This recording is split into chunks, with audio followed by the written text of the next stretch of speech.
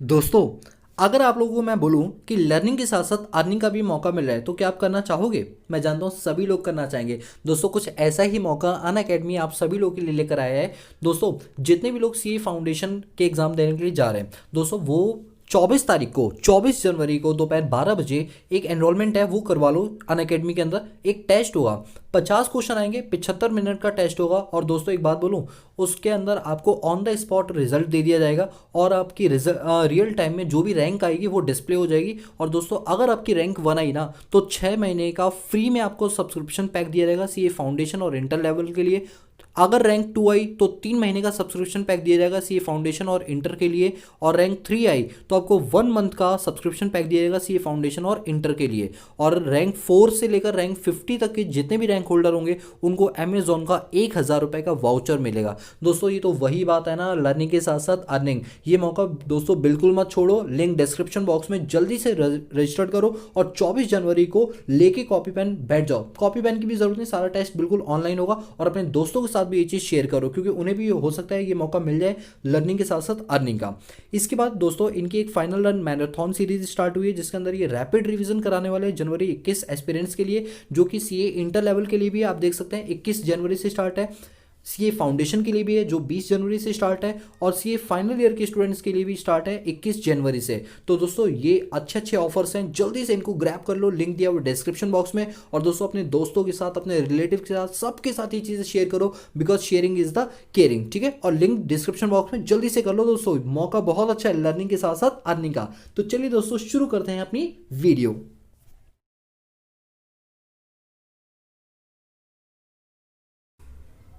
What's up everyone, welcome back to the channel. This is Shivam Dwivedi and you are watching Economics Easy है।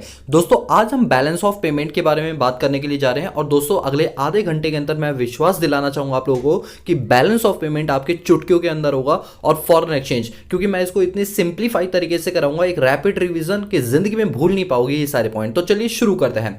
Balance of payment क्या होता है दोस्तों? क्या definition लिखी है इसको इग्नोर मारो, मैं जो बोल रहा हूं उसको ध्यान से सुनो। बात यह है कि जब हमारी इंडिया एक्सपोर्ट और इंपोर्ट करती है तो बेटा कुछ तो वो डेटा अपने पास रिकॉर्ड करती होगी ना कि हमारी इंडिया से कितना माल एक्सपोर्ट हुआ, कितनी सर्विसेज एक्सपोर्ट हुई, या हमने कितना माल इंपोर्ट किया, कितनी सर्विसेज इंपोर्ट की। तो हम उसका एक पूरा डेटा मेंटेन करते हैं और वो जो डेटा मेंटेन करते हैं वो पूरे साल के लिए मेंटेन किया जाता है और इसी को हम अपने पास नाम देते हैं बैलेंस ऑफ पेमेंट का। एक बात बताओ, आपके घरों के अंदर भी तो आपके मम्मी पापा या इवन आप भी कोई डेटा मेंटेन करके एक डायरी में रखते होगा ना, जो ये बताता होगा कितनी इनकम हुई और कितने एक्सपेंसेस हुए। ठीक उसी तरह से हमारा हर देश, सिर्फ इंडिया की बात नहीं कर रहा, 195 कंट्रीज जो हमारी वर्ल्ड में है, हर देश क्या करती है अपने पास एक डेटा रिकॉर्ड करती है कि उसकी कंट्री से एक साल में कितना एक्सपोर्ट हुआ गुड्स एंड सर्विसेज का और कितना इंपोर्ट हुआ गुड्स एंड सर्विसेज का। इस पूरे डेटा को जो हमें एनुअल स्टेटमेंट की फॉर्म में रखते हैं इसी को बोलते हैं बैलेंस ऑफ पेमेंट। ध्यान से देखो क्या लिखा हुआ है, it is a systematic record of all economic transaction between a country and rest of the world in an accounting year.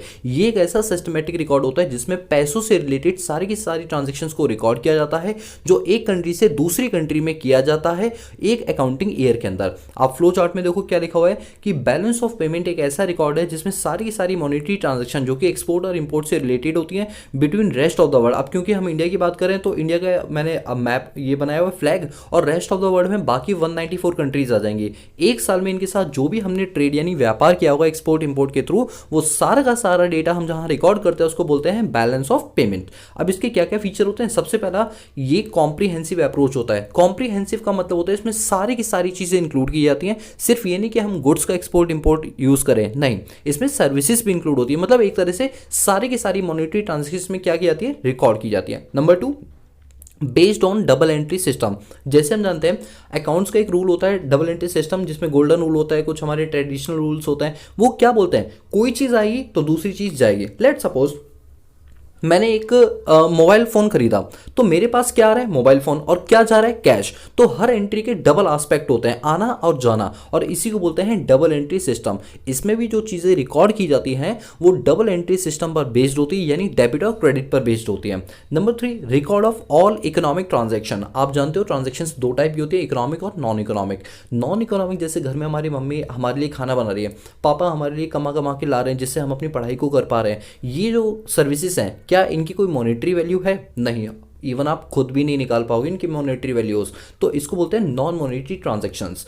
Monetary transaction क्या होती है? वो सर्विसेज जिनके अगेंस्ट आप पैसे चार्ज करते हो या पैसे रिसीव करते हो, that is called economic transaction. तो याद रखना वो सारी की सारी ट्रांजेक्शन इसमें रिकॉर्ड की जाती है जो पैसों से रिलेटेड होती है। नॉन मॉनेटरी ट्रांजेक्शन या नॉन इकोनॉमिक ट्रांजेक्शन इसमें रिकॉर्ड नहीं की जाती हैं। गुड्स एंड सर्विसेज इन्वॉल्व, ये तो हमें भी पता है कि बैलेंस ऑफ पेमेंट में एक्सपोर्ट इंपोर्ट किसका होता है? गुड्स का और सर्विसेज का। और तीसरा ये एक फाइनल अकाउंट है, मतलब फाइनल अकाउंट का मतलब ये है कि एक फाइनल स्टेटमेंट है जिसके थ्रू हम ये आइडेंटिफाई कर पाते हैं हमारे इंडिया का एक्सपोर्ट ज़्यादा हुआ है या इंपोर्ट। आप एक बात सोचो, इंडिया में कैसे पता चल रहा होगा कि हमारा एक्सपोर्ट इस साल बढ़ा है या कम हुआ है?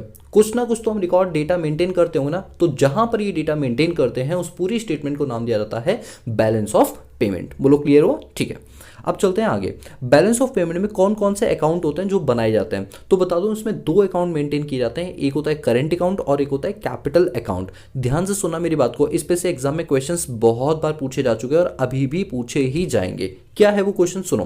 पहली बात तो ये है कि जो रजिस्टर होता है ना, उस पूरे रजिस्टर को तो बोलते हैं बैलेंस ऑफ पेमेंट। ऐसे समझाने के लिए मैं आपको बता रहा हूँ, ठीक है? आप ऐसे करो कि उस रजिस्टर को दो पार्ट में डिवाइड कर दो, आधे पेज एक साइड, आधे पेज दूसरी साइड।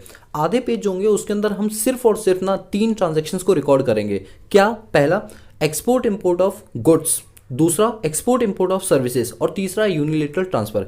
ये 3 ट्रांजैक्शंस जिन रजिस्टर पे मेंटेन की जाती है या रिकॉर्ड की जाती हैं उनको हम बोलते हैं करंट अकाउंट। नाम से समझ आ रहा है, करंट का मतलब होता है इसमें करंट नेचर की ट्रांजैक्शंस आएंगी जो रेगुलर डीलिंग में की जाती हैं। और रेगुलर में क्या होता है, जैसे मान लो हमने चाइना से कोई टॉयज मंगाए, माना कि अभी कोरोना के चलते हम उनसे डीलिंग ज़्यादा नहीं कर रहे हैं, बट DSLR की बात करते हैं, आप चाहे निकॉन D5300 5500 किसी भी या कैनन की बात कर लो, ये सारे थाईलैंड से आते हैं और इनकी जो बैटरी होती है वो चाइना से आती है, जापान से आती है। तो ये सब क्या है? इंपोर्ट है। तो हम रेगुलरली कुछ ना कुछ इंपोर्ट एक्सपोर्ट करते रहते हैं। ये जो रेगुलर ट्रांजैक्शंस होती है ये कहां पर होती है? करंट अकाउंट के अंदर होती है। मैं रिपीट कर दूं, बैलेंस ऑफ पेमेंट अकाउंट होता है, उसके अंदर भी 2 अकाउंट होते हैं, एक करंट अकाउंट होता है और एक कैपिटल अकाउंट होता है। तो अब एग्जाम में जब क्वेश्चन आता है तो कैसे आता है जानते हो? कंपोनेंट ऑफ करंट अकाउंट बताओ, तो आप उस टाइम क्या लिखेंगे? Export import of goods and services, export import of services और यूनिलेटरल ट्रांसफर। अच्छा, गुड्स को विजिबल आइटम कहते हैं क्योंकि वो तो नजर आती हैं, और सर्विसेज को इनविजिबल आइटम कहते हैं क्योंकि वो नजर नहीं आती है। ठीक है, बात करते हैं कैपिटल अकाउंट की।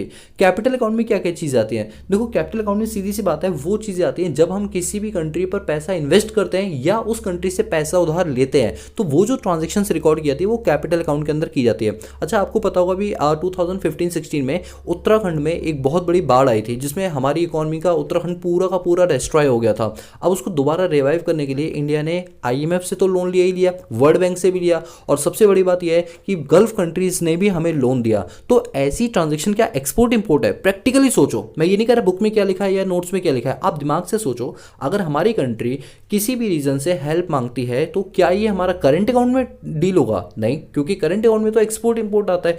क्या ये एक्सपोर्ट इंपोर्ट है? नहीं, ये तो एक तरह की डोनेशन है, ये तो एक तरह की ग्रांट्स है, ये तो एक तरह की हेल्प है। तो ऐसी चीजों को रिकॉर्ड किया जाता है कैपिटल अकाउंट के अंदर। ठीक है, अभी आप जानते हैं जैसे विजय माल्या है, विजय माल्या ने क्या किया हुआ है, यूके में बहुत ज्यादा इन्वेस्टमेंट की हुई है जिसकी वजह से उन्हें वहां की नागरिकता मिल गई है। और फिर नागरिकता क्योंकि मिल गई है तो यूके वाले कहते हैं ये हमारे सिटीजन है, इसलिए हम इंडिया वालों को ये हवाला नहीं करेंगे, मतलब इनको हवाले नहीं करेंगे। अब एक बात बताओ, वो इंडियन है, उसने इन्वेस्टमेंट की है फॉरेन में जाके, तो वो इन्वेस्टमेंट हमारी कहाँ रिकॉर्ड होगी? कैपिटल अकाउंट के अंदर रिकॉर्ड होगी। मुकेश अंबानी है, इनकी कई सारी इन्वेस्टमेंट्स बाहर है। शाहरुख खान है, इनका बुर्ज खलीफा में कई सारे फ्लैट्स हैं, वहाँ पर दुबई में कई सारे इनके फ्लैट्स हैं। तो इस टाइप की जो इन्वेस्टमेंट्स होती है वो कहाँ रिकॉर्ड की जाती है? कैपिटल अकाउंट के अंदर। ये मत सोचो कि ये सब तो पर्सनल नेचर के हैं, नहीं दोस्तों, पर्सनल नेचर के ये उन लोगों के लिए है, लेकिन हमारी इकॉनमी के लिए पर्सनल नहीं है। हमारी इकॉनमी का एक भी बंदा अगर बाहर 1 रुपया लगाता है तो ये इन्वेस्टमेंट उसके लिए है, लेकिन हमारे लिए ये बैलेंस ऑफ पेमेंट का पार्ट है। और कौन सा पार्ट है? करेंट अकाउंट नहीं, कैपिटल अकाउंट का पार्ट है। तो समझ गए होंगे आप लोग, कैपिटल अकाउंट में वो ट्रांजैक्शन होती है जो नॉन रिकरिंग नेचर की, जो बार बार नहीं होती है, एक तरह की इन्वेस्टमेंट्स होती है। जैसे आप एग्जांपल देखो, फॉरेन इन्वेस्टमेंट, बोरिंग्स मतलब पैसा उधार लेना। पोर्टफोलियो इन्वेस्टमेंट का मतलब होता है कि जब हमारी कंपनी बाहर की कंपनियों में पैसा इन्वेस्ट करती है, बाहर की कंपनी हमारी कंपनियों में पैसा इन्वेस्ट करती है, उसको बोलते हैं पोर्टफोलियो इन्वेस्टमेंट। NRI के डिपॉजिट होते हैं, जैसे सिटी बैंक हमारे इंडिया में खुली है, सिटी बैंक अमेरिकन बैंक है, ये इंडिया की बैंक नहीं है, और इसमें जो डिपॉजिट होते हैं वो किसके होते हैं? NRI के होते हैं। Banking capital, short term trade credit, foreign institutions. तो ये सारी जो ट्रांजेक्शन्स होती हैं ये कैपिटल अकाउंट के अंदर रिकॉर्ड की जाती है। देखो दोस्तों, माना ये रिविजनरी सीरीज है बट इट डजंट मीन कि मैं इसमें भगाऊं आपको। दिमाग में ना याद करते हुए अभी के अभी चलो, ताकि एग्जाम टाइम में आपको मेरी डिटेल क्लासेस देखने की जरूरत ना पड़े। अगर आप में से कोई भी स्टूडेंट नया हो इस वीडियो पर और वो ये देख रहा हो कि मैं थोड़ा सा स्पीड में चला रहा हूँ, वो थोड़ा सा धीरे पढ़ना चाहता है, तो लिंक डिस्क्रिप्शन बॉक्स में इनकी आराम से मैंने डिटेल डिस्कशन भी बताई हुई। फिलहाल अभी ये रिविजनरी क्लास है इसलिए मैं ज़्यादा डिटेल नहीं जाऊँगा, ठीक है।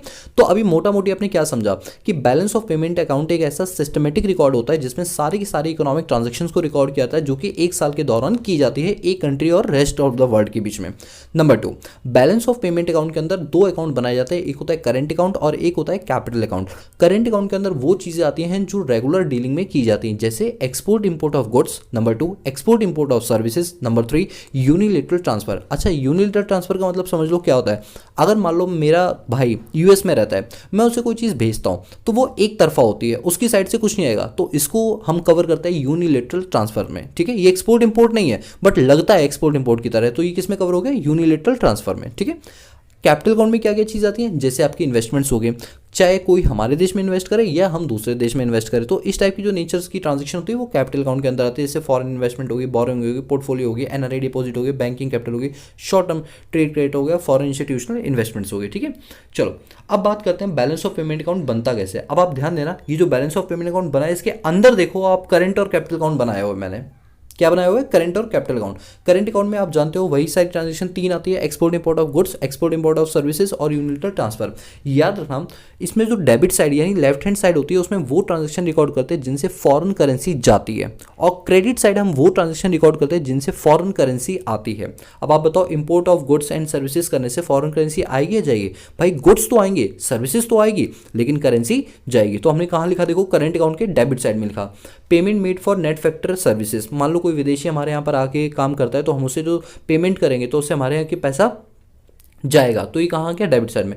क्रेडिट साइड देखो, सारे फॉरेन एक्सचेंज का इनपुट डाला गया। इनपुट मतलब जो पैसा आ रहा है हमारे फॉरेन के रूप में, फॉरेन एक्सचेंज के रूप में। जैसे एक्सपोर्ट करने से गुड्स जाते हैं बट पैसा आता है, फॉरेन डॉलर्स आते हैं। Export of services, payment received by non factor services, ठीक है। तो ये है हमारा करंट अकाउंट। दूसरा है कैपिटल अकाउंट। कैपिटल अकाउंट में आप जानते हैं जैसे बोरिंग्स हो गई। अब बोरिंग करने से क्या होता है, हमारे पास पैसा तो आता है लेकिन फ्यूचर में जब हम पेमेंट करें तो पैसा जाएगा भी, तो डेबिट साइड लिख दिया।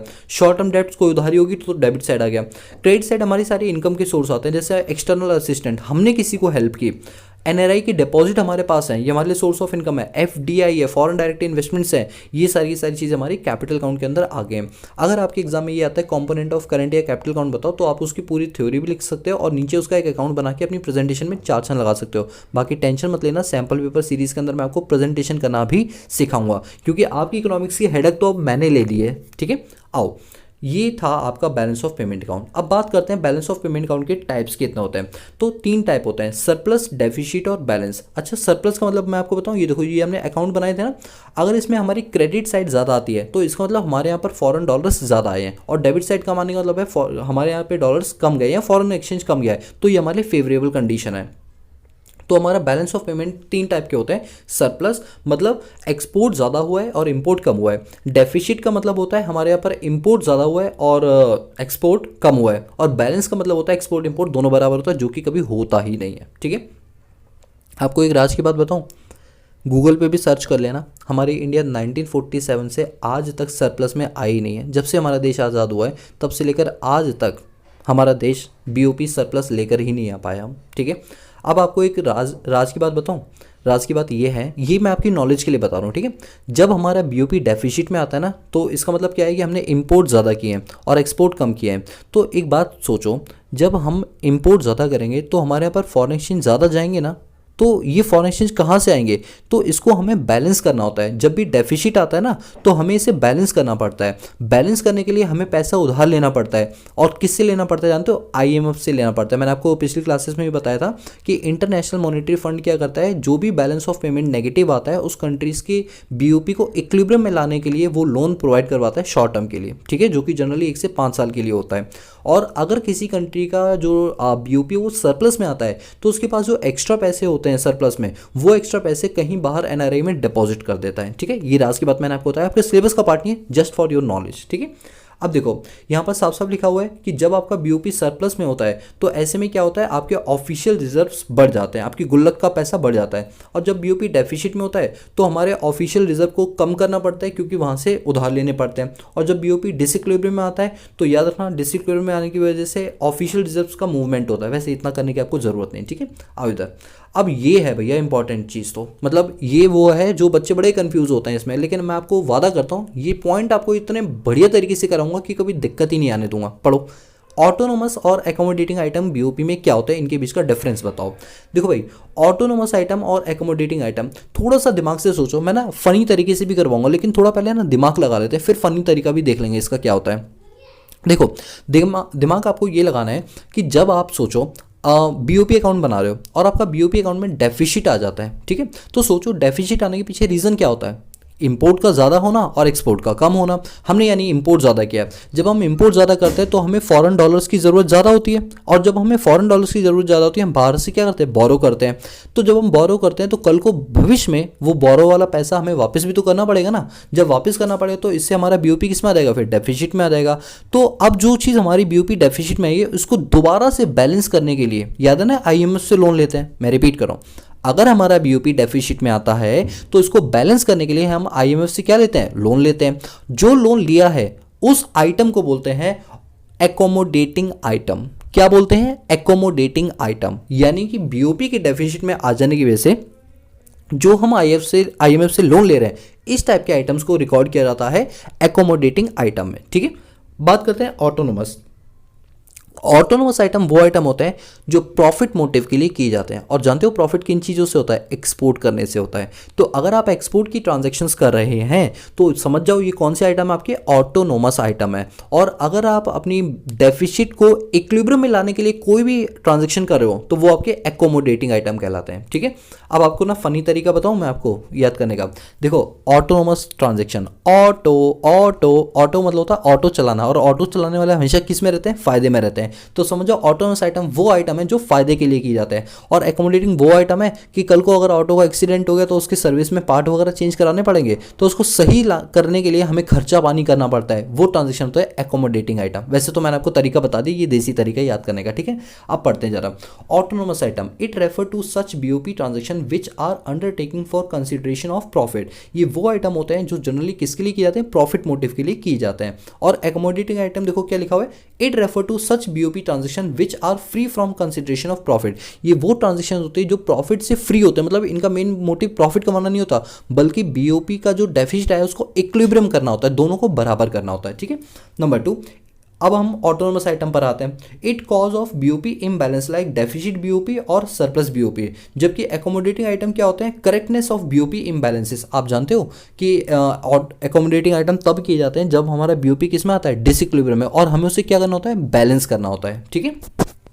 इसके बाद नंबर 3, ऑटोनोमस आइटम की बात करो, इट में involve the movement of goods and services across the border. अब एक बात होता है, जब आप ऑटो चलाते हो तो ऑटो के अपने एरिया में चलाते हो, नहीं दूसरे एरिया में भी घुस जाते हो। तो उसी तरीके से जब हम ऑटोनोमस आइटम करते हैं तो बीओपी में वो एक्सपोर्ट इंपोर्ट की ट्रांजेक्शन को डील करता है, यानी वो अपने बॉर्डर को छोड़ के दूसरे बॉर्डर में चला जाता है। भाई एक बात बताओ ना, अगर मैं देसी तरीका बताऊँ समझाने के लिए तो ये बोलूँ भैया ऑटो तो कहीं भी जा सकता है, तो इसीलिए याद रखना कि ऑटोनोमस ट्रांजेक्शन वो होते हैं जिनमें मूवमेंट होता है अक्रॉस द बॉर्डर। और अगर समझाने वाला तरीका बताऊँ तो सीधी सी बात है भाई, ऑटोनोमस में हम क्या करते हैं, वो काम करते हैं जो प्रॉफिटेबल होता है। और प्रॉफिट किससे होता है, एक्सपोर्ट करने से। जब हम एक्सपोर्ट करेंगे तो गुड्स हमारी कंट्री से दूसरी कंट्री में जाएंगी, सीधी बात है। तो वही लिखा है, इट में involve movement of goods and services across the border. जबकि एकोमोडेटिंग आइटम की बात करें तो अब मैंने आपको पहले ही बताया था, एकोमोडेटिंग आइटम क्या होता है, जो डेफिसिट आ गया उसको बैलेंस करने के लिए किया जाता है। तो वही लिखा है, it does not involve movement of goods and services across the border, these item only involve the movement of official reserve with RBI. इसमें सिर्फ मूवमेंट होता है। अब क्या लिखा हुआ है, these item are classified as above the BOP line. अब देखो ऑटोनोमस आइटम जो होते हैं ना, ये बीओपी लाइन के ऊपर होते हैं, मतलब फायदे में होते हैं, जबकि एकोमोडेटिंग आइटम बीओपी लाइन के नीचे होते हैं, क्योंकि घाटे का सौदा होता है, क्योंकि हमारी लॉस हो चुका है ना इस वजह से, ठीक है। तो आई होप कि आपको अब ये समझ आ गया हो कि ऑटोनोमस और एकोमोडेटिंग आइटम क्या होता है, ठीक है। कंफर्म है ना, मैंने आपको देसी तरीका भी बता दिया और रियलिटी क्या होती है वो भी बता दी, ठीक है। चलो अब देखो इसमें एक कॉन्सेप्ट आता है बैलेंस ऑफ ट्रेड का। देखो बैलेंस ऑफ पेमेंट और बैलेंस ऑफ ट्रेड दोनों बिल्कुल सेम है, बस एक डिफरेंस है। वो क्या कि बैलेंस ऑफ पेमेंट में export import of goods and services दोनों कवर होते हैं, जबकि बैलेंस ऑफ ट्रेड में सिर्फ और सिर्फ export import of goods cover होते हैं, सर्विसेज कवर नहीं होती हैं। ये आपके एग्जाम में एक छोटा सा एमसीक्यू टाइप में या एक स्टेटमेंट टाइप में पूछा जा सकता है। तो याद रखना कि बीओटी एक नैरो कॉन्सेप्ट है और बीओपी एक वाइडर कॉन्सेप्ट है, जिसमें गुड्स एंड सर्विसेज दोनों इंक्लूड होते हैं, जबकि बीओटी में बैलेंस ऑफ ट्रेड में सिर्फ और सिर्फ गुड्स इंक्लूड होते हैं। ठीक है, चलिए अब यहाँ पर लिखा हुआ है, अब हमारा सेकंड यूनिट आ गया। देखो फर्स्ट यूनिट हमारी कंप्लीट होगी जो कि थी हमारी बैलेंस ऑफ पेमेंट। दूसरी यूनिट है हमारी फॉरेन एक्सचेंज की। बहुत ही सिंपल चैप्टर, इससे सिंपल चैप्टर तो हो ही नहीं सकता। देखते हैं फॉरेन एक्सचेंज क्या होता है। फॉरेन एक्सचेंज का मतलब होता है कि जब हम एक देश की करेंसी को दूसरे देश की करेंसी से कन्वर्ट करते हैं, तो जो हम कन्वर्ट कर रहे हैं उसको बोलते हैं फॉरेन एक्सचेंज। ठीक है, वही लिखा हुआ है, it is a exchange of one currency from the exchange of another currency. Let suppose $1 ₹70 का है। अब जिस रेट पर ये डिसाइड किया जाता है एक्सचेंज कि मैं तुम्हें इतने रुपए दूंगा तो तुम मुझे कितने डॉलर दोगे, तो जिस रेट पर ये चीज़ें डिसाइड की जाती है इसको बोलते हैं फॉरेन एक्सचेंज रेट। तो वही लिखा हुआ है, फॉरेन एक्सचेंज रेट क्या होता है? It is the rate at which domestic currency can be exchange for the foreign currency. जैसे $1 मैं तुम्हें ₹70 का दूंगा, तो ये जो ₹70 है this is called exchange rate, कि मैं तुम्हें इतने रुपए दूंगा तो तुम इसके बदले इतने डॉलर्स दोगे। ठीक है, दो चीज़ें हैं, समझ लो दोबारा से। फॉरेन एक्सचेंज का मतलब होता है एक देश की करेंसी को दूसरे देश की करेंसी में कन्वर्ट करना। ठीक है, जबकि फॉरेन एक्सचेंज रेट होता है कि किस रेट पे कन्वर्ट करेंगे, उस रेट को बोलते हैं फॉरेन एक्सचेंज रेट। इसके बाद है फॉरेन एक्सचेंज मार्केट। सीधी सी बात है, मार्केट का मतलब वहाँ पर जहाँ बायर और सेलर मिलते हो और कोई सेल परचेज की ट्रांजेक्शन करते हो, तो वही चीज़ है भाई फॉरेन एक्सचेंज मार्केट। वो मार्केट होता है जहाँ पर फॉरेन करेंसी के बायर और सेलर आपस में कॉन्ट्रैक्ट करते हैं। ठीक है, अब क्या क्या फंक्शन होते हैं फॉरेन एक्सचेंज मार्केट के, वो सुनो। Transfer function. ट्रांसफ़र फंक्शन का मतलब क्या होता है कि जब भी अगर हमें कहीं बाहर देश में जाना होता है तो हम क्या करते हैं, उस देश की करेंसी को बाय करते हैं अपनी देश की करेंसी देकर। तो ये काम कहाँ होता है? फॉरेन एक्सचेंज मार्केट में होता है, यानी ट्रांसफ़र फंक्शन। ये आपके फंड्स को क्या करता है? ट्रांसफ़र करता है। Number 2 credit function. कल को मान लो आपको लंदन में या दुबई के बुर्ज खलीफा में कहीं फ्लैट खरीदना है, तो भाई फ्लैट खरीदते टाइम वहाँ पर जो दिरहम चलता है, आप जानते हो दुबई में दिरहम चलता है, तो जो दिरहम आप खरीदते हो वो एक दिरहम आपका ₹7 या ₹8 का होता है। ठीक है, तो जब आप एक दिरहम खरीदने के लिए जाओगे तो भाई क्यों खरीदोगे, वो पूछेगा आपसे, तो आप कहोगे भाई मुझे ना कम से कम इतने दिरहम दे दो कि कम से कम 1 करोड़ रुपए के बराबर दिरहम दे दो, और क्योंकि मुझे वहाँ प्लॉट खरीदना है। तो भाई ये काम कौन करेगा इतनी बल्कि अमाउंट में? फॉरेन एक्सचेंज मार्केट करेगी। यानी कल को अगर आपके पास पैसे नहीं है तो वो आपको क्रेडिट भी उधार दे देगा। कौन? Foreign exchange market. Number 3 hedging function. Hedging function क्या होता है? बच्चे बड़े कंफ्यूज होते हैं, 12th क्लास के बच्चे बड़े कंफ्यूज होते हैं। मैं आपको आज बता दूंगा, हेजिंग फंक्शन ज़िंदगी में कभी नहीं भूलोगे। हेजिंग फंक्शन का मतलब होता है, जैसे आप जानते हो कि डॉलर्स के रेट आए दिन बढ़ते और घटते रहते हैं। जैसे ही स्टॉक मार्केट खुलता है डॉलर के डिमांड जो प्राइसेस हैं वो अचानक से बढ़ते रहते हैं, घटते रहते हैं। तो एक बात बताओ, अगर मान लो मैंने फ़ॉरेन के किसी बंदे से कोई डील की और मैंने कहा कि भाई डील है मेरी, मान लो 1 जनवरी 2022 को मैं डील कर रहा हूँ। ठीक है, उस दिन रेट था ₹70, लेकिन मान लो गुड्स एंड सर्विसेज मैंने डिलीवर किए 30 जून 2022 को, यानी 6 महीने बाद। तो ऐसे में क्या आपको लगता है डॉलर के रेट वही होंगे जब हमने कॉन्ट्रैक्ट किया हुआ? The answer is no. तो ऐसे में क्या होगा कि डॉलर अप डाउन हो सकता है, तो इससे में हो सकता है कभी बायर को नुकसान हो जाए तो कभी सेलर को जाए। तो ऐसे में हम फॉरेन एक्सचेंज मार्केट से एक कॉन्ट्रैक्ट करते हैं कि भाई देखो हमारे डॉलर के प्राइस कितने भी बढ़ जाए घट जाए, लेकिन हमारे लिए ये इतने ही होने चाहिए। अब जो रिस्क है वो तुम बियर करोगे, फायदा हुआ तो तुम्हारा, नुकसान हुआ तो तुम्हारा। इस टाइप के जो कॉन्ट्रैक्ट्स होते हैं वो फॉरेन एक्सचेंज मार्केट वाले करते हैं, और इस टाइप के कॉन्ट्रैक्ट्स को बोलते हैं हेजिंग फंक्शन। यानी आपके रिस्क को बियर कर लेना, आपके रिस्क को मिनिमाइज कर देना, इस टाइप के कॉन्ट्रैक्ट्स को बोला जाता है हेजिंग फंक्शन। जैसे इंश्योरेंस कंपनियां करती हैं, आपको इंडेमनीफाई करती हैं कि आपकी लाइफ अगर कल को चली जाती तो आपके घर वालों को क्षतिपूर्ति प्रोवाइड करवा देती है। ठीक उसी तरह फॉरेन एक्सचेंज मार्केट में अगर डॉलर के रेट कम और ज़्यादा हो जाते हैं तो ऐसे में क्षतिपूर्ति कौन कर देता है? फॉरेन एक्सचेंज मार्केट कर देती है, और इसके लिए जो हम कॉन्ट्रैक्ट करते हैं उसे बोलते हैं हेजिंग फंक्शन। तो आपने क्या देखा कि फॉरेन एक्सचेंज मार्केट के 3 फंक्शन होते हैं, पहला ट्रांसफर फंक्शन, दूसरा क्रेडिट फंक्शन और तीसरा हेजिंग फंक्शन। ठीक है, इसके बाद क्या है हमारे पास, कौन कौन से फॉरेन एक्सचेंज मार्केट सिस्टम में पाए जाते हैं? 3 टाइप के सिस्टम है। Fix exchange rate system. अब जब पहले इंटरनेट वगैरह नहीं होते थे तो गवर्नमेंट भाई सीधा बोल देती थी कि $1 है, ₹100 का, ₹50 का, जो भी है। तो उस टाइम जो सिस्टम चलता था उसे बोलते थे फिक्स्ड एक्सचेंज रेट सिस्टम, जिसमें 2 सिस्टम को बेस माना जाता था। आप देख सकते हैं गोल्ड स्टैंडर्ड सिस्टम और ब्रिटेन वुड सिस्टम। अब मैं आपको बताता हूँ दोनों में क्या डिफरेंस है। देखो पहले मैं ना एक एक करके पढ़ा रहा हूँ और ध्यान से पढ़ना, और मैं आपको ये श्योरिटी देता हूँ कि कि आप ज़िंदगी में नहीं भूल पाओगे, ये मेरा वादा है मेरा, ठीक है। ध्यान से सुनो क्या है। फॉरेन एक्सचेंज रेट तीन टाइप के होता है, एक आपका होता है फिक्स्ड एक्सचेंज रेट सिस्टम, एक होता है फ्लेक्सिबल एक्सचेंज रेट सिस्टम और एक होता है मैनेज्ड फ्लोटिंग। पहला हम कर रहे हैं फिक्स्ड एक्सचेंज रेट सिस्टम, जिसके अंदर दो पार्ट आते हैं, गोल्ड और ब्रिटेन वुड। देखो पहले क्या होता था ना कि अब आप दिमाग से सोचो कि गवर्नमेंट कैसे आइडेंटिफाई करती होगी कि $1 50 का है। भाई कोई तो बेस मानती होगी ना, तो उसमें हम गोल्ड को बेस मानते थे। लेट सपोज कि इंडिया के अंदर अगर हमें 1 ग्राम सोना खरीदना है तो वो पड़ता है $1000 का, लेट सपोज एग्जाम्पल है।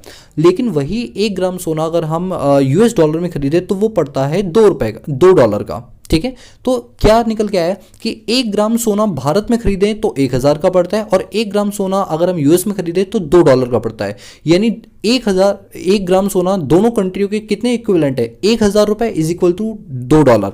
तो $1 इज इक्वल टू $500। आप समझ रहे हो, इस तरीके से हम $1 की कीमत निकालते थे गोल्ड को बेस मान के। हर कंट्री के गोल्ड के रेट को बेस मान के हम डॉलर के रेट या जो भी फॉरेन करेंसी उसके रेट को डिसाइड करते थे।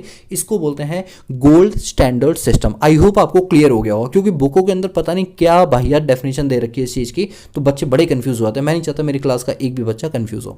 Number 2, Britain would system. Britain would system क्या था कि ब्रिटेन वुड यूएस में एक जगह का नाम है, उस जगह डिसाइड किया गया था कि भाई ऐसा है कि डॉलर के रेट हर साल चेंज होंगे और ये हम बताएंगे, हमारी रणनीतियां बताएंगी कि हमें कैसे डिसाइड करना है। तो जब कोई कमेटी डिसाइड करती थी तो उसको बोलते थे ब्रिटेन वुड सिस्टम, जिसको पैग सिस्टम भी बोलते थे। याद रखना, ये नाम एग्जाम में पूछे जा सकते हैं। तो आपको समझ आया, पहला सिस्टम क्या था, फिक्स्ड एक्सचेंज रेट सिस्टम, जिसमें डॉलर के रेट डिसाइड होते थे कि भाई पूरे साल पर इतने ही रहेंगे, कम ज़्यादा नहीं होंगे, जो दो बेस पर होते थे, गोल्ड स्टैंडर्ड सिस्टम पे और ब्रिटेन वुड सिस्टम पे।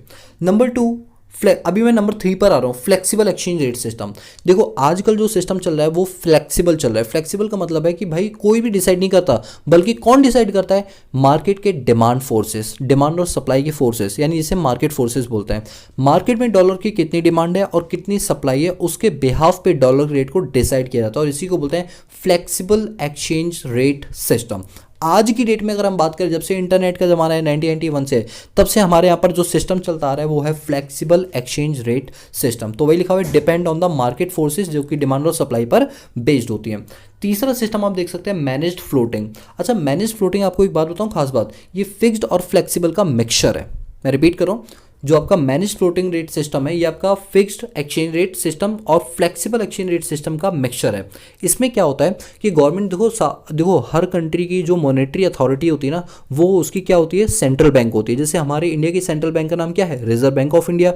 तो क्या है ना कि गवर्नमेंट ने रिजर्व बैंक ऑफ इंडिया को कुछ अथॉरिटी दे रखी है। कैसे दे रखी है वो सुनो। उन्होंने कह रखा है कि देखो डॉलर के रेट, पहली बात तो ये है कि मार्केट फोर्सेस डिसाइड करेंगे। लेट सपोज कि हमने डिमांड कर्व बनाया, सप्लाई कर्व बनाया, जहां पर इंटरसेक्ट हुआ उस जगह जो कीमत थी वही डॉलर की कीमत रख दिएगी। लेट सपोज वो हुई $50, ठीक है। जहां पर मार्केट फोर्सेस डिमांड सप्लाई टकरा रहे हैं उस जगह जो कीमत आ रही है वो आ रही है $50, यानी डॉलर का रेट कितना हुआ, $50 हुआ। लेकिन आरबीआई के पास ये अथॉरिटी है कि वो उसमें से 5% कम और 5% ज़्यादा कर सकती है उस रेट को, यानी $50 का 5% हुआ 2.5, यानी वो चाहे तो डॉलर के रेट 52.5 कर सकती है और चाहे तो 48.5 कर सकती है, यानी 2.5 प्लस भी कर सकती है और 2.5 माइनस भी कर सकती है। इस रेंज को हम बोलते हैं मैनेज्ड फ्लोटिंग, जिसमें फ्लेक्सिबल और फिक्स्ड दोनों के दोनों पाए जाते हैं। और ये किसको अथॉरिटी दी गई है, आरबीआई को दी गई है, मतलब हर कंट्री के सेंट्रल बैंक को दी गई है। अब हम क्योंकि इंडिया की बात कर रहे हैं तो वो किसको दी गई है, आरबीआई को दी गई है। आई होप कि आपको ये तीनों के तीनों सिस्टम क्लियर हो गए होंगे। रिपीट करूं, हमारे यहाँ पर जो एक्सचेंज रेट सिस्टम है वो कितने हैं, 3 है। एक तो फिक्स है, एक मैनेज्ड है और एक फ्लेक्सिबल है। फिक्स में क्या होता है, पूरे साल भर फिक्स रहेंगे। फ्लेक्सिबल में क्या होंगे, हर दिन चेंज होते रहेंगे डिमांड फोर्सेस के हिसाब से। और मैनेज फ्लोटिंग में क्या होगा, चेंज भी होंगे और कुछ हम भी अपनी एक रेंज, एक दायरे के अंदर उसको अप डाउन कर सकते हैं, फ्लक्चुएट कर सकते हैं अपने अकॉर्डिंग। तो यही लिखा हुआ है, देखो फिक्स एक्सचेंज रेट सिस्टम के बारे में दे रखा है, ये गोल्ड एक्सचेंज रेट सिस्टम के बारे में दे रखा है, इसको आप खुद रीड कर लेना। ये ब्रिटेन वुड के बारे में दे रखा है, फिर ये फ्लेक्सिबल के बारे में दे रखा है, जिसे फ्री एक्सचेंज रेट बोलते हैं। जैसे देखो डिमांड और सप्लाई कर, जहाँ इंटरसेक्ट हो रहे हैं उस जगह जो प्राइस होगी वो डिसाइड कर लिएगी भैया ये प्राइस है। और हर दिन हमारे पास कंप्यूटर के ऐसे सॉफ्टवेयर्स होते हैं जो भारत में डिमांड और सप्लाई के बेस पर बार बार इसके कर्व को ऊपर नीचे करके प्राइसेस को अप डाउन करते रहते हैं, ठीक है। ये था आपका। फिर मैनेज फ्लोटिंग मैंने आपको बताया था कि सेंट्रल गवर्नमेंट जो होती है उसके पास अथॉरिटी होती है, वो एक गाइडलाइन के थ्रू प्लस और माइनस कर सकती है, लेकिन ये तभी कर सकती है जब एक वर्स्ट सिचुएशन आ जाए, हमेशा नहीं कर सकती है। तो वही देखो लिखा हुआ मैनेज फ्लोटिंग जो है वो फिक्स एक्सचेंज रेट और फ्लेक्सिबल एक्सचेंज रेट का क्या है, मिक्सचर है। और कौन करता है, सेंट्रल बैंक, जिसे आरबीआई बोलते हैं। ये इन दोनों के बीच में डिफरेंस दे रखा है कि फिक्स और फ्लेक्सिबल के बीच का क्या डिफरेंस है, मैंने आपको पूरा पूरा बता रखा है, आप इसको आराम से देख सकते हैं, कोई इसमें दिक्कत वाली बात नहीं है। ठीक है, अब बात करते हैं कि भाई हम फॉरेन एक्सचेंज की डिमांड कब करते हैं। देखो इसको ना समझने का एक सिंपल सा मैं आपको एग्जांपल दूंगा, वो ये कि आप ये मान के चलो कि भाई हम फॉरेन डॉलर्स की डिमांड कब करते हैं। अच्छा, मैं डॉलर पता है क्यों क्यों बोलता हूँ बार बार, इसलिए बोलता हूँ क्योंकि आजकल ना डॉलर एक ऐसी चीज़ है जो यूनिवर्सल एक्सेप्टेबल है। कोई भी कंट्री डॉलर लेने से मना नहीं करती है, क्योंकि अल्टीमेटली यूएस से कोई ना कोई व्यापार हर कंट्री कर ही रहा है। ठीक है, वैसे हमारे पास 5 बास्केट ऑफ करेंसीज होती हैं जो मोस्ट पॉपुलर हैं, वो मैं बता देता हूँ। US dollar, Japanese yen, Chinese renminbi, euro, pound, ये 5 करेंसीज ऐसी हैं जो वर्ल्ड वाइड पॉपुलर है, जो हर जगह चलती है। इवन आईएमएफ के अंदर जो एचडीआर होती है, स्पेशल ड्राइंग राइट्स होती है, उनके अंदर यही करेंसी चलती है। अब ये क्या चीज़ें, ये आपके काम की नहीं, ये तो बीकॉम वगैरह के जो इकोनॉमिक्स पढ़ाता हूँ उनमें ये काम आती है, जो मैंने अभी वर्ड बोला ना एचडीआर।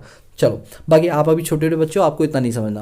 अब आप आओ इधर, source of demand for foreign exchange. आपको ये देखना है कि आप डिमांड की फॉरेन एक्सचेंज की डिमांड कब करते हो, जब आपको इंटरनेशनल लोन को रीपे करना होता है। एक बात सोचो, अगर मैंने यूएस से लोन लिया हुआ है तो उनको जब लोन की पेमेंट करूंगा तो भैया डॉलर्स में ही करूंगा, तो ऐसे में मैं अपनी इंडियन करेंसी दूंगा और बदले में डॉलर लूंगा और फिर उनको पेमेंट करूंगा। तो रीपेमेंट ऑफ इंटरनेशनल लोन के टाइम पर हम डिमांड करते हैं। Number 2, foreign investment. मान लो फॉरेन में मुझे कोई मकान खरीदना है, कोई बंगला, गाड़ी, कुछ भी खरीदनी है, तो मैं डिमांड करूंगा। Number 3, import. अब बाहर से मान लो मैंने आईफोन मंगाया, तो बदले में तो पेमेंट उन्हीं की करेंसी में करनी पड़ेगी ना, वो थोड़ी गांधी जी हमारे लेंगे, तो मैं फॉरेन एक्सचेंज की डिमांड करूंगा। डायरेक्ट परचेज एब्रॉड, जैसे टूरिस्ट लोग, हम लोग अगर बाहर की देश में आते हैं तो हम लोग क्या कहलाते हैं, टूरिस्टर कहलाते हैं। हम कुछ भी खरीदेंगे तो उसके लिए हमें क्या करना पड़ेगा, फॉरेन एक्सचेंज का डिमांड करना पड़ेगा।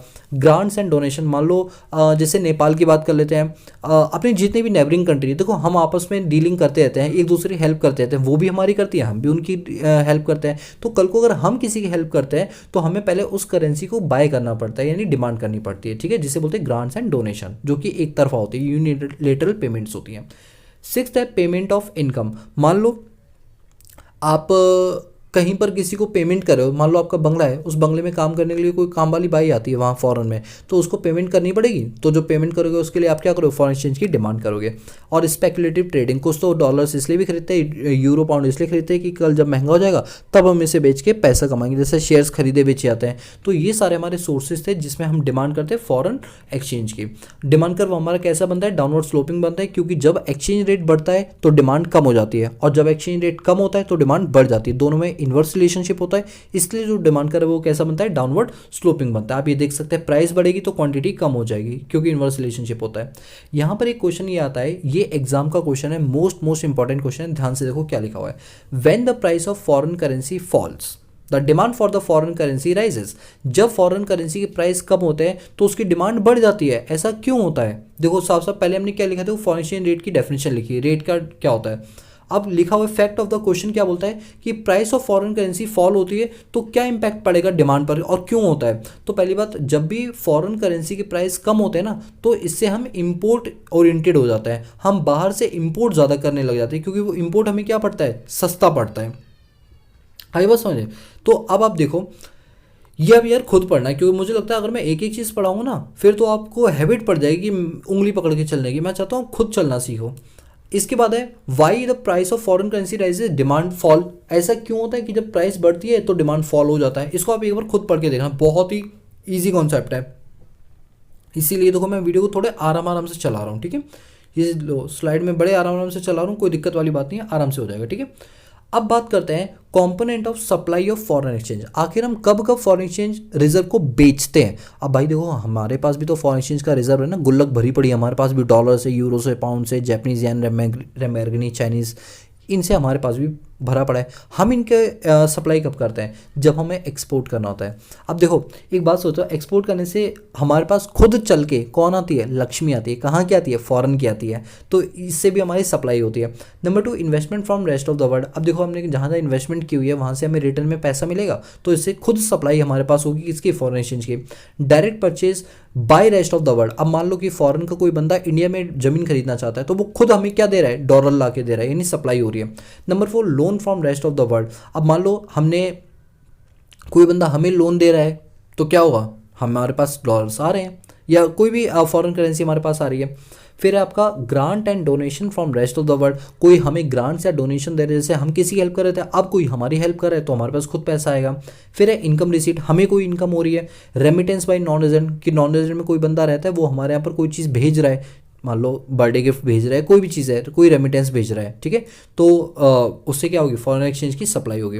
अब सप्लाई कर्व कैसे बनता है, अपवर्ड स्लोपिंग बनता है, जैसे जैसे फॉरेन एक्सचेंज के रेट बढ़ते हैं सप्लाई भी बढ़ने लग जाती है, क्योंकि उससे हमें प्रॉफिट होता है, ठीक है, दोनों में डायरेक्ट रिलेशनशिप होता है, इसलिए सप्लाई कर्व अपवर्ड स्लोपिंग बनेगा। ये सेम वही क्वेश्चन है जैसे अभी हमने डिमांड के पढ़े थे, जो आपको खुद करना है, क्योंकि अगर मैं एक एक चीज़ कराऊंगा ना फिर आपको हैबिट पड़ जाएगी कि सर जो कराएंगे तभी हम करेंगे, मैं चाहता हूँ ये चीज़ खुद करो, ठीक है। अब बात करते हैं फॉरेन एक्सचेंज मार्केट को डिटरमाइन कैसे किया जाता है, मतलब किसी भी डॉलर की या पाउंड की, यूरो की वैल्यू कैसे आइडेंटिफाई करते हैं कि भाई आज इसके रेट इतने हैं। तो पहली बात तो ये फॉरेन एक्सचेंज मार्केट वो मार्केट होता है जहाँ पर बायर और सेलर दोनों मिलते हैं, किसके, फॉरेन करेंसीज के। कैसे डिसाइड किया जाता है, डिमांड और सप्लाई कर जहाँ पर इंटरसेक्ट होते हैं उस पॉइंट को बोलते हैं इक्विलिब्रियम पॉइंट। वहाँ से नीचे अगर ले जाओगे तो क्वांटिटी है और साइड में ले जाओगे तो प्राइस है, यानी इतनी क्वांटिटी इतनी प्राइस पर मिलेगी। इस तरीके से डॉलर वगैरह के प्राइस क्या किया जाता है, आइडेंटिफाई किया जाता है, और इसी को बोलते हैं मार्केट फोर्सेस, ठीक है। अब देखो साफ साफ लिखा हुआ है कि अगर डिमांड बढ़ेगी तो रेट बढ़ेगा, डिमांड कम होगी तो रेट कम होंगे, और डिमांड ऑफ सप्लाई इंक्रीजेस तो रेट कम, डिक्रीज होगी तो रेट बढ़ेंगे। ये कर्व्स दे रखे हैं, ये कर्व बड़े सिंपल हैं। अगर आपको कर्व के बारे में जानना है तो हमारी डिटेल क्लासेस आप देख सकते हैं, लिंक मैंने डिस्क्रिप्शन बॉक्स में दे रखा है, जाके विजिट जरूर कर लेना, ठीक है। चलिए ये सारे हमारे हुए। अब मेरी बात को सुनो, अभी थोड़ी देर पहले मैंने आपको टाइप्स ऑफ वो कराए थे फॉरेन एक्सचेंज रेट। अभी देखो मैं आपको बताता हूँ कहाँ थे, मैंने आपको कराया था, ये रहा। ये मैंने आपको 3 टाइप बताए थे एक्सचेंज रेट के, 3 टाइप होते हैं, फिक्स्ड, फ्लेक्सिबल और मैनेज। मैनेज को हटा दो, फिक्स्ड और फ्लेक्सिबल पे फोकस करो। अब एक बात बताओ, अगर हमने डॉलर के रेट फिक्स कर दिए जिसकी वजह से करेंसी की वैल्यू बढ़ गई, तो इसको पता है, जानते क्या कहते हैं, इसको बोलते हैं एप्रिसिएशन ऑफ करेंसी। क्या बोलते हैं, एप्रिसिएशन ऑफ करेंसी, ठीक है। अभी देखो मैं आपको बताता हूँ, पहले ये बताओ फिक्स और फ्लेक्सिबल समझ आया ना, इसी से ही लिंक करता हुआ पार्ट है, इसीलिए मैंने आपको ऊपर ले गया था। अब आपको बताता हूँ, ये देखो एप्रिसिएशन ऑफ डोमेस्टिक करेंसी कब होता है। देखो 2 वर्ड होते हैं, एक होता है एप्रिसिएशन और एक होता है डेप्रिसिएशन। ये दोनों वर्ड ना फ्लेक्सिबल के साथ जोड़े जाते हैं। किसके साथ जोड़े जाते हैं, फ्लेक्सिबल के साथ जोड़े जाते हैं। अगर फ्लेक्सिबल एक्सचेंज रेट में डॉलर की वैल्यू बढ़ जाती है तो उसको बोलते हैं एप्रिसिएशन, और अगर डॉलर की वैल्यू कम हो जाती है तो उसको बोलते हैं डेप्रिसिएशन। लेकिन जब हम फिक्स एक्सचेंज रेट की बात करते हैं, अगर उसमें वैल्यू बढ़ जाती है तो उसको बोलते हैं रीवैल्यू, और अगर वैल्यू कम हो जाती है तो उसको बोलते हैं डी वैल्यू। याद रखना, ये देखो डी वैल्यूएशन ऑफ करेंसीज है। देखो भाई ज़्यादा कंफ्यूज मत हो ना, बड़ा सिंपल लॉजिक है। ये देखो मैं आपको लॉजिक दिखा देता हूँ क्योंकि मैं चाहता हूँ चीज़ों को थोड़ा समझाते हुए चलना। अगर फिक्स एक्सचेंज रेट सिस्टम के अंदर, ये देखो ये है ना, फिक्स एक्सचेंज रेट सिस्टम के अंदर अगर करेंसी की वैल्यू कम होती है तो बोलते हैं डी वैल्यू, और करेंसी की वैल्यू बढ़ती है तो बोलते हैं री वैल्यू, ठीक है। इसी तरह से फ्लेक्सिबल एक्सचेंज रेट के अंदर अगर करेंसी की वैल्यू बढ़ती है तो उसे बोलते हैं एप्रिसिएशन, और करेंसी की वैल्यू कम होती है तो बोलते हैं डेप्रिसिएशन। बड़ा सिंपल है, कोई इसमें ज़्यादा माथापच्ची वाली बात नहीं है। तो बताओ आपको ये सारे लॉजिक और रीजन समझ आ गए, ठीक है। सो गाइज आई होप कि आपको ये जो चैप्टर है वो पूरी तरीके से समझ आ गया होगा। अब इसमें कोई दिक्कत वाली बात नहीं है, बहुत ही कंसाइज तरीके से मैंने आपको समझाया। जितना कराया सिर्फ इतना करके जाना है, बाकी जब हमारी सैम्पल पेपर सीरीज आएगी तो आपके जो सिलेबस है उसमें और भी ज़्यादा 4 चांद लग जाएंगे, ठीक है दोस्तों। और दोस्तों इसी तरह से हम अकाउंट्स की भी क्लासेस लेते हैं जो कि हमारी मोबाइल एप्लीकेशन पर है। पूरी कंप्लीट क्लासेस 11th और 12th क्लास की हैं, एक बार आप विजिट कर सकते हैं। इकोनॉमिक्स ईजी नाम से हमारी मोबाइल एप्लीकेशन है, विजिट करके बिल्कुल देख लेना। अच्छा लगे तो बाय कर लेना, नहीं लगे तो मत करना, ठीक है। So guys that's all about this video lecture series. So guys if you like the video give a big thumbs up and subscribe the channel and press the bell icon so that you notify all the time when I post new video on this YouTube channel. So guys that's all about this video lecture series. मिलते हैं next class में, आज के लिए peace out.